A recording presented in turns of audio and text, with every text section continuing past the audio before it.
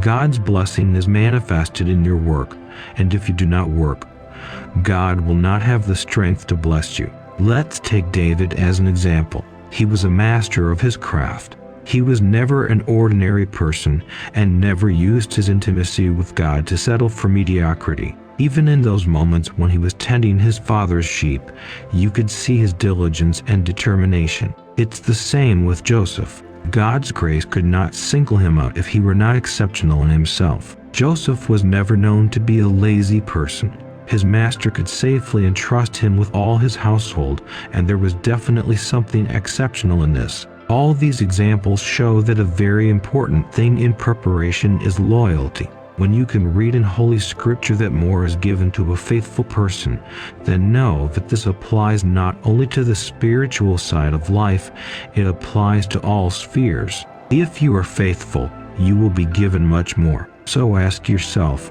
how faithful are you to what you have been given? Do you have a good track record? Can I trust you?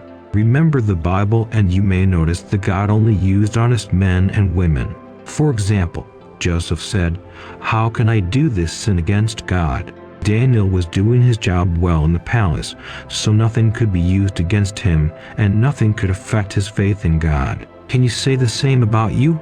Can people look at your work and find an example with you in words and deeds? Here's how to prepare for your blessings. You must remember that promotion comes from God, but He uses people for it. And while God is using people, you should know that there are certain standards that you must meet, but only through God's Spirit will you know what to do.